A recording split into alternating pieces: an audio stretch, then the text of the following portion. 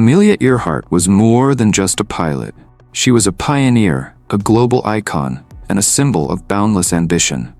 But on July 2, 1937, during her ambitious attempt to fly around the world, Earhart vanished over the Pacific Ocean, and the world was left with questions that echoed through generations. How does one of the most famous people on the planet disappear without a trace? For 87 years, the mystery of her disappearance has puzzled historians, scientists, and adventurers alike. But now, thanks to breakthrough technology, refined theories, and an unshakable determination from researchers, we may finally be closing in on the truth. Amelia Earhart and navigator Fred Noonan departed from Lae, Papua New Guinea, en route to Howland Island, a small coral atoll in the middle of the Pacific Ocean. This was supposed to be one of the final legs of their historic flight around the world.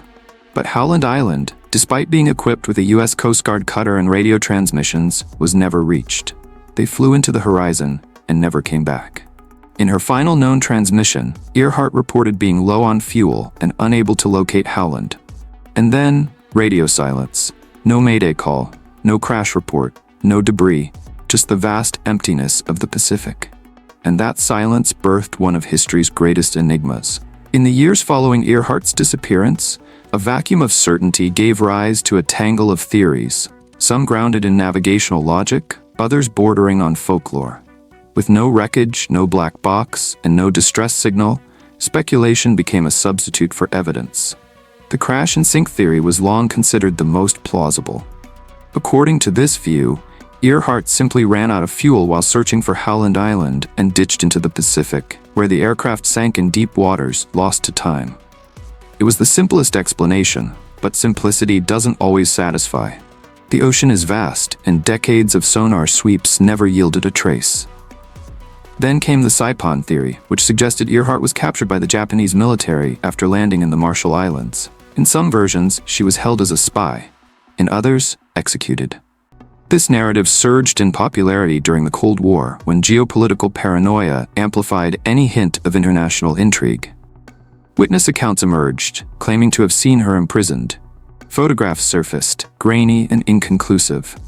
Still, the theory endured, less for its evidence and more for its drama. Even more speculative was the New Jersey theory, which posited that Amelia survived, changed her identity, and lived out her life in secret, possibly as a woman named Irene Bolam. This one veered fully into conspiracy, with investigators comparing facial features and handwriting samples. It was dismissed by historians, but clung to by conspiracy enthusiasts looking for a myth rather than a solution. And yet, through all the noise, one theory quietly gathered momentum: the Nikumaroro hypothesis. Unlike the others, it didn't rely on geopolitical suspicion or secret identities. It was built on geography, aviation science, and cold hard logic. It proposed that Earhart and Noonan, off course and running out of fuel, followed a line of position, 157-337, the last known heading Earhart reported, to the southeast. And what lay southeast of that line? Nikumaroro Island. Still, this idea, while reasonable, lacked one thing: undeniable proof. Until sonar painted a picture of a wreck resting in the deep, and a team of researchers put the pieces together with historical precision. Now, the surviving theories aren't being dismissed because they're outrageous, but because a more complete, verifiable story is finally emerging. The narrative is shifting, not from certainty to mystery, but from legend to clarity. And with that clarity comes a more human story, one of miscalculation, improvisation, survival, and resilience. To understand how Amelia Earhart's flight may have unraveled, you first have to understand how fragile aerial navigation was in 1937, especially when flying over thousands of miles of open water with no landmarks in sight. At the time, Fred Noonan, one of the most experienced celestial navigators alive, relied primarily on sun lines, star sightings, and chronometers to fix their position mid-flight. One wrong reading, one misjudged angle, or mistimed celestial event could be the difference between pinpoint accuracy and vanishing without a trace. The international dateline, though just an imaginary boundary on a map, had very real implications for navigation. Crossing it required exact recalibration of timekeeping instruments. For Noonan and Earhart, Passing over this line meant shifting their coordinates forward by a day, and any delay or error in doing so could corrupt their calculated position by dozens, even hundreds of miles. Here's the crux of the theory. As Earhart and Noonan approached their destination, they were likely using a navigational method called the 157-337 line of position, a bearing they broadcasted in their final transmission. It was a last-ditch effort to find Howland Island by flying along a specific line in hopes of crossing over it. But if their internal timekeeping was even slightly off due to a miscalculation related to the date line, their assumed position would have been wrong, leading them to search for Howland in the wrong place entirely. Instead of flying directly toward the island, they may have drifted along a parallel path, unknowingly missing their target by a narrow but fatal margin. Once they realized Howland wasn't where it was supposed to be, the options were grim: stay airborne until fuel ran dry, or divert to the nearest landmass they believed might offer safety. Nikumaroro, though remote and desolate, was within reach, and may have been visible from the air. A long, flat coral atoll with a shallow reef could have appeared to be a survivable landing spot. That decision, guided by misaligned coordinates, may have sealed their fate but also ensured their survival, at least temporarily. This wasn't a dramatic sabotage or international incident. It was a profoundly human error, a subtle glitch in a system that demanded absolute precision. The datline theory doesn't just explain the mystery. It reframes it, transforming the disappearance from a sensational myth into a deeply relatable story of navigation, calculation, and the fine margins that define life and death when you're flying blind over a blue abyss. In January 2024, everything changed. A marine robotics company, working in collaboration with aviation researchers, deployed autonomous underwater vehicles, AUVs, equipped with high-resolution sonar to scan the seafloor around Nikumaroro. What they found stunned them. Sonar images revealed a metallic object resting deep beneath the ocean surface. Its dimensions? A near match to a Lockheed Electra 10E, the very model Earhart was flying. The wingspan, the twin-engine layout, even the tail structure, all consistent.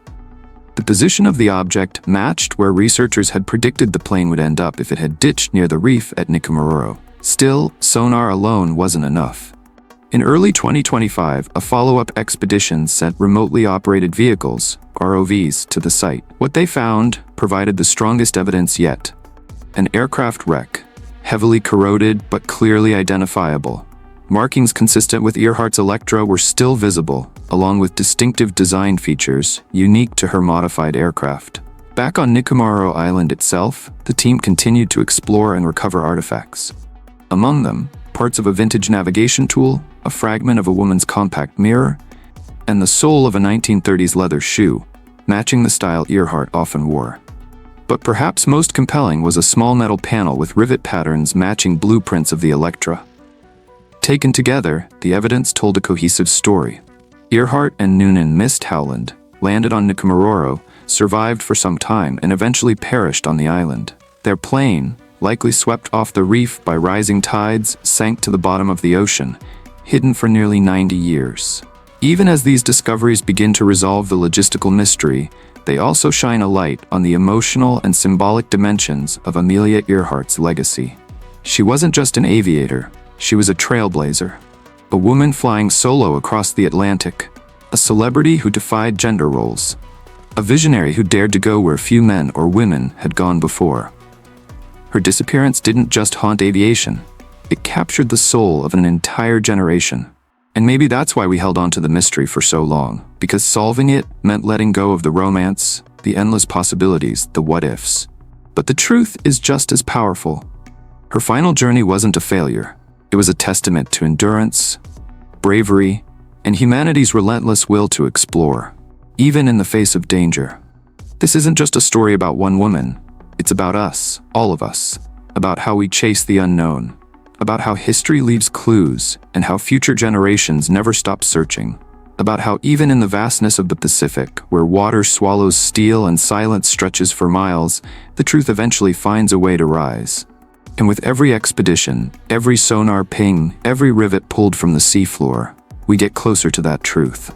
Amelia Earhart may have vanished in 1937, But in 2025, her story finally came home.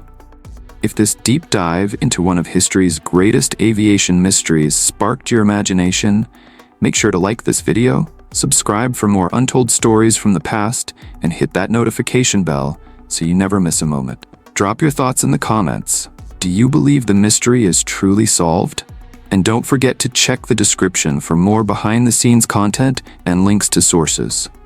Thanks for watching. Keep questioning. Keep exploring.